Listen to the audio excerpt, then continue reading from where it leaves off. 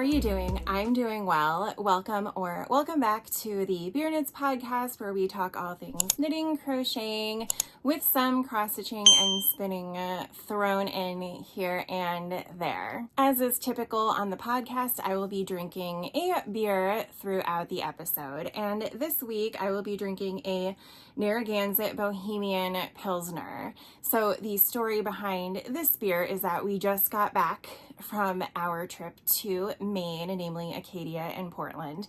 And on our way into Maine, we stopped in Rhode Island to visit Narragansett. Narragansett is our house beer. So whenever we have a party or whenever we have a lot of people over, so mostly parties, we usually get your standard Narragansett, the one that has high neighbor on it. Like, that's the one that we always get to keep in the cooler, and then if people want to bring their own drinks, that's fine too.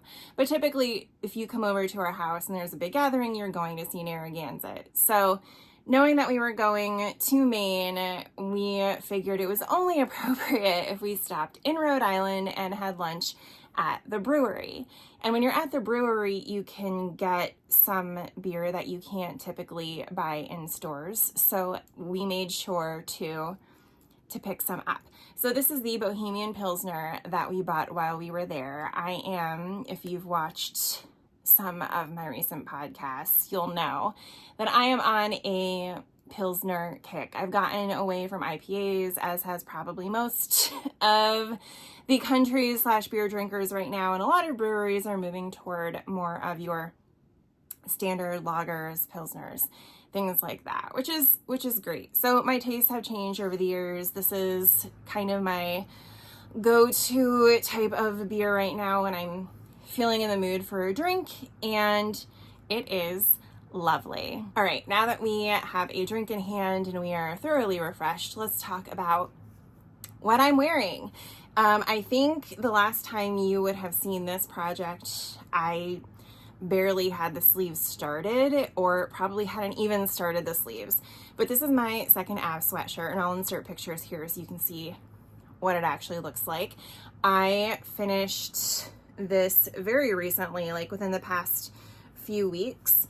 I just got the urge to pick it up and get it done, and it is very comfortable. It's made out of Boucle yarn, which is very soft, strangely breathable. I wore it when we went to the Pittsburgh yarn crawl. We went out one night, and even though it was warm outside, this was actually not terrible to wear. I wouldn't wear it when it's like 100 degrees and humid or anything like that, but it does breathe, which is really nice. And it's very soft. It's a really nice, I'm pretty sure the Boucle is worsted, and it just feels fantastic. It's from, the yarn and design actually is from Brianna Lupino over at the Little Wolf Knits. This is on her Boucle base, which I think is called Schooner, and the colorway is Miami Beach. And then I also used her 420 DK yarn for the ribbed accents, and that is in the color Frozen.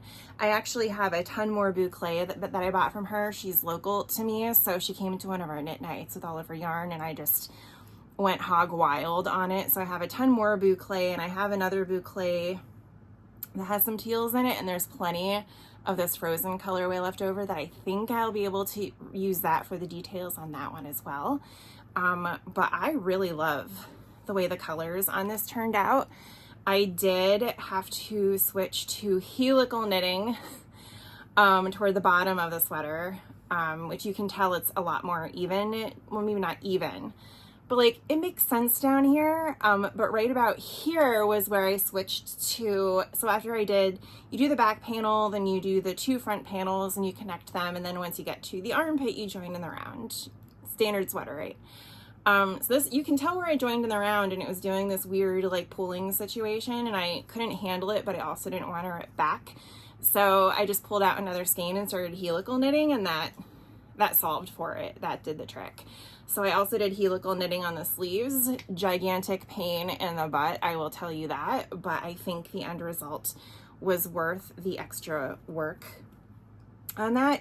And I was able to test out, I got those tiny circumference interchangeable Chiagu needles because some of my friends had said that it makes sleeve knitting so much easier. It 100% does. So if you can afford to put money aside and save up to get those needles, I 100% recommend it. I do not, okay, sleeves not my favorite thing to knit in the world. They do still take forever, but there's something about just doing it on the tiny circumference circulars that makes them so much easier, and it made me actually want to finish the sweater and have it be accomplishable. My one regret is that I love a long sleeve. I love a long sleeve. So I did add just an extra 5 rows at the bottom, and when I blocked it, now they're incredibly just massive. I mean, I'll live because I do like a long sleeve, but lesson learned, just do what the designer tells you to do. I know we know this. I know we're told this over and over and over again, and yet I still go rogue, and then I'm mad about it. And I do wish I had stopped because now it's doing this weird, it's like not even a bishop sleeve anymore. It's like a, I don't even know what you'd call that. It's like a mushroom, and I'm not a big fan, but because I do like long sleeves and because I do tend to just wear them like this, it's not that big of an issue unless I'm warm and go to push them up. But I love this sweater. So there are a lot of boucle yarns coming out right now. I know Super Glow has put out a ton of gorgeous boucles, and if we didn't just buy a house, I'd be all over that. So if you've been looking at boucle yarns and don't really know what to do with them, this second Av sweatshirt is a really, really good option. Like I said, I bought more of her boucle yarn when she came to one of our knit nights, and that means I love the sweater so much that I'm making another one. So this is, again, in her Schooner Boucle base, and this is from her cereal collection in the colorway What We Like, and I believe that it's Apple Jacks themed. And to me, it reads red and green. I mean, like, that's the color of Apple Jacks, right? So it reads red and green, and this is going to be a Christmas sweatshirt. But it's gonna be a Christmas sweatshirt without screaming that it's a Christmas sweatshirt, you know what I mean? Like, I can still wear other times of the year without it being too obvious. And I got this really nice sort of avocado green for the contrast for like the neck and the arm sleeves and the hem at the bottom. And I think that is going to work really well. I got a lot of knitting done on this. My mom is in the hospital again. She'll be okay, just the American healthcare system is extremely frustrating. So she's gonna be in there for a while, despite the fact they can't do anything for her due to understaffing. So she's lonely. So I drove up yesterday, I'm recording this on Sunday, the 25th, and hung out with her for a bit and got a lot of knitting done. So I have, as you can see, I've joined, now I'm just knitting around in a circle. Unlike this sweatshirt where it started to pool here, this is not doing the same thing. It was actually doing some pooling up here on the back and forth front panels and a little bit in the back, I guess, but more so on the front panels. Now that I've joined, it seems to be going okay so far, but I am well prepared to dive into helical knitting if I need to. I don't want to, so I kind of hope that it keeps working in my favor without like all the weird pooling, but I am definitely paying attention to what this looks like as it knits up in case I need to bounce to plan B. But yeah, so I might have 2 Christmas sweaters this year. That's the goal. The other one is pretty intricate and requires color work, and I have not started it yet. So this is really easy. Like, this sweater is really easy to knit. I figured worst case scenario, I could just pump this out, and if my color work one isn't ready, totally fine. I will still have this one and maintain my 1-year streak of knitting my Christmas ugly sweater, right? But this is, I think this is gonna be really cute and festive, and I'm really enjoying it. So again, that is the second Av sweatshirt by Brianna Lupino. It's really quick, really fun, really comfortable.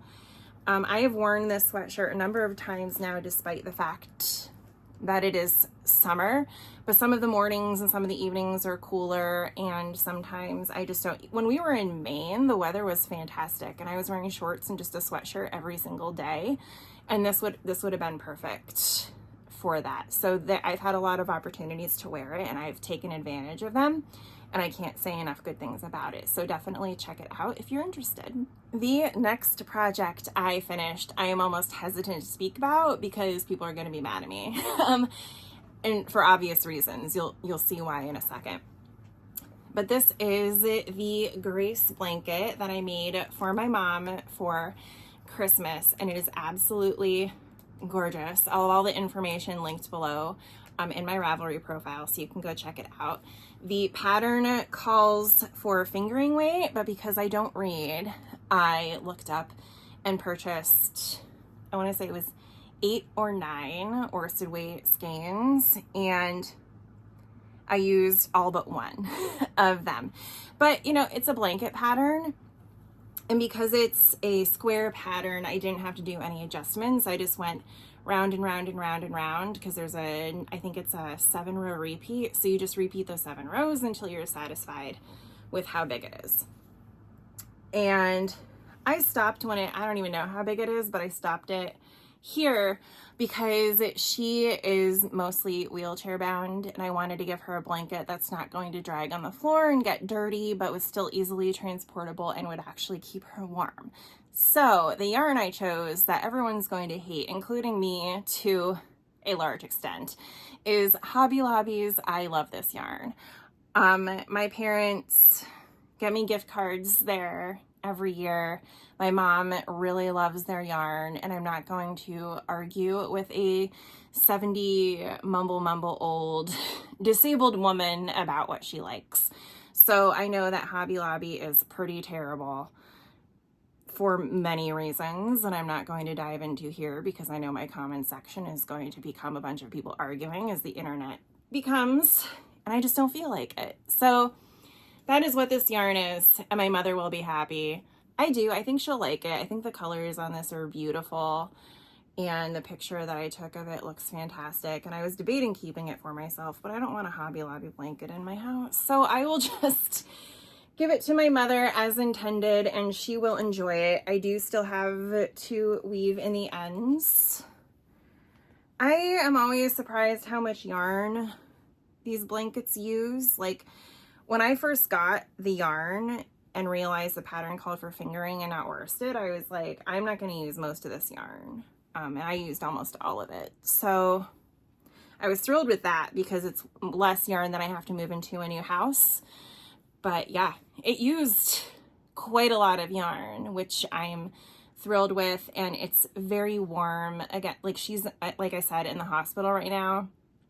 And when I was there yesterday, we froze. Like, they just have the air on in there, and the most blankets that they give you are like those really thin, scratchy sheets. Like, you don't even get an actual blanket in the hospital.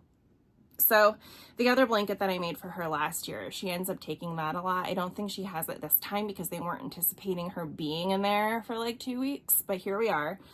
And I just thought, you know, she should have some options, because the other one she takes around with her a lot and it gets dirty, and then they have to wash it and worry about that. So now she has another one that she can always pull if she wants to, and she likes when I make her the blanket. So that is her Christmas gift. The last project that I finished, I think, because it's been a while since I've done just like a regular old podcast about things that I've made and I'm working on. But yeah, so I think the last project I finished since the last time we spoke are the most America socks ever. So these are, I saw a bunch of people on Instagram knitting with this over the 4th of July. And I love the 4th of July. It's like typically one of my favorite holidays. And I was inspired, and I held off buying it as long as possible. I was like, I really don't need more yarn, and I'm not really like the most patriotic person ever, I suppose, and for a variety of reasons, and I don't know if I really need it. But the more I saw it, the more I just really loved it, and I thought the striping was super unique and beautiful, and I was right. That is exactly how it came out. So I cast these on before we went to Maine because I thought they would be a really good mindless car project. The drive to Maine is like almost 10 hours, and we were bouncing around between, you know, the different states. Like, we stopped in Plymouth, Massachusetts on the way up and Rhode Island. And then we were up in Bar Harbor for Acadia, and then we came back down to Portland, and then there was a lot of time in the car. So I wanted to have a lot of projects to work on. And so the one project I brought was my mom's blanket, which I finished. And then another project that I worked on a lot were these socks. I probably would have finished them within the week, but somehow on the second sock, I cast on an extra 8 stitches, and I don't know how, and I got to the heel. And when I started to knit on the heel, I was like, wait, these numbers are very off. I don't understand. And I'm looking at it and I'm like, I guess it is bigger. So I had to rip out the entire thing and start over on the way home. And I put it in the naughty bag and didn't look at it again till we got back. But I did finish them this week. They're just plain old vanilla socks because I felt like that was the most appropriate for these type of stripes. And I love it. I love the stars. Like, I just think they look so unique. I guess I should tell you who the yarn is by. It's from the Painted Tiger. And I think the color is called Grand Old Flag or something like that. It'll be on my Ravelry, and I'll put it here below as well. But I just think it's so unique. Like, it takes, I know I've seen speckled yarn in a whole variety of ways for socks, whatever, in the past, but I just thought the way this was done with the red and white stripes and then with the stars on the blue stripe, I just thought that was super unique and I really liked it. And then I just used some Knit Pick Stroll in white for the heels and toes. I'm not sure how much I really like it. It is a different color white than on the stripes, but they're going on my feet and they looked good in pictures, so I will survive. The last thing that I'm working on, and I'm glad that we're here already because it's becoming 100,000,001 degrees in my craft room right now, is I have resurrected my Lily Scrap Blanket featuring the Haunted Mansion Countdown from Fangirl Fibers in 2023. So you've seen this a few times, and the last time we spoke, I had up to here done. So since then, I also worked on this on the car ride home. I don't know, home from Maine. For whatever reason, I just got the urge to work on this and it was kind of mindless. My brain was fried. I didn't want to go back to work. I was panicking. And so this was a nice relaxing project to just pull out and knit on. So since last you've seen it, I've knit this much in the past week. So I am on color 20 now, which means I have 11 more colors. I think this is going to be another one of those blankets that's longer than it is wide in a weird way. We'll see how it blocks out. But I really, really love it. The yarn is fantastic. The colors are great. It's so soft, and the garter stitch makes it so cozy that I think it's going to be great to wrap myself up in this fall. And because it is, it's August, but I've heard a lot of people calling it Augtober. So we're all already in the Halloween mood.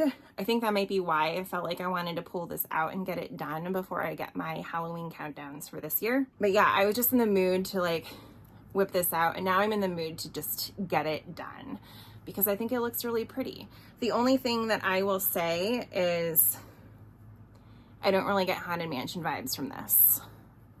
Totally getting them down here. Like if you're familiar with the movie or going on the ride, like, you know, you've got like the statues who are marble and white. You've got a lot of blues and greens and neons for all of the ghosts. And even up until here, it's still pretty kind of like spooky haunted in a Haunted Mansion way, like spooky but not spooky.